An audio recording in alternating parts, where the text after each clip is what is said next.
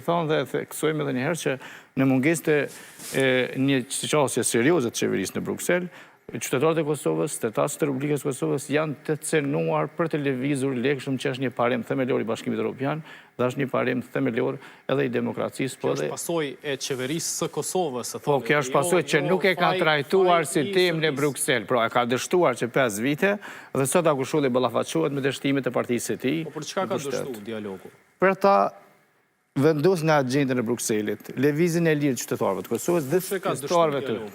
Po për shembull Albin Kurti. Është pala serbe?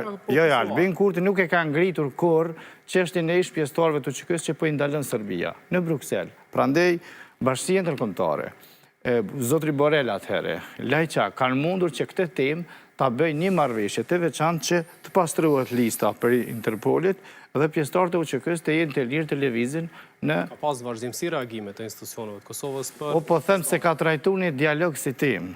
Ka pasur ku kanë pas pasoja, por nuk e ka trajtuar si prioritet që pjesëtarët e UÇK-s, po dhe gjithë shtetasët e Republikës Kosovës të kenë lirinë e lëvizjes nëpër Serbi. Prandaj kjo ka qenë dështim dhe Agushulli është ballafaquar me dështimin e Komisionit. Arsone, me sa kuptova, qëllimi për cilën këta e kanë dalë, pas ka qenë gjurmimi telefonit, edhe kjo nuk është pak e rëndësishme, gjurmimi telefonit ka shumë rëndësi, dhe sigurisht po ata tash e kanë krejt, i kanë fotografit, i kanë kontakt listat, i kanë bisedat, i kanë gjithë shka që zoti Agusholli ka mund me i bon në periudhë të fundit, dhe kjo nuk është pak e rëndësishme, se zakonisht shërbimet sekrete këto gjana i marrin dhe pastaj këto dhona i përpunojnë me qëllime, për qëllimet e tyre, dhe është mirë që qytetarët sartë të ballafaqohen me kësi rast është mos e japin pasvordin ose të këmbgulin.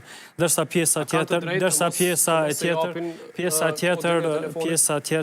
si që tha edhe avokati, po mduket pas ka qenë veç për me mbulu që të farë hapsire, për hajde të bajnë Allah diçka të thomë, diçka për me mbulu qëllimin e vërtet.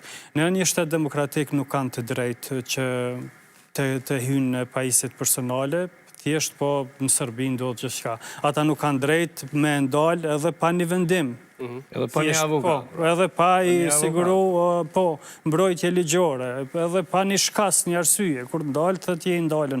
Për që ta, ki drejt avokat, e ki një urdhër ndalimi 6 orë. Thjesht ka qenë, pëthuj se gjithçka jashtë reglave dhe jashtë standardeve procedurale.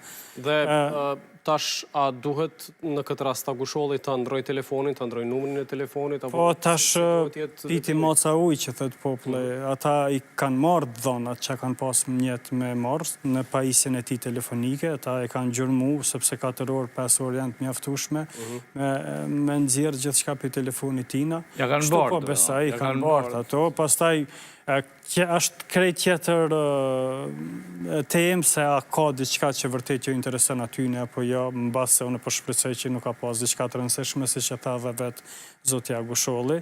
Gjithsesi shqetësuese është që qytetarët e Republikës Kosovës, pavarësisht se ne kemi bazë disa marrëveshje me Serbinë dhe kemi vite që negociojmë dhe dialogojmë prapë se prapë nuk janë të lirë, edhe si që isha duke thënë, kjo gjuha agresive e Serbisë është rritur kohëve të fundit, e këna po qysh një polici Kosovës mas parë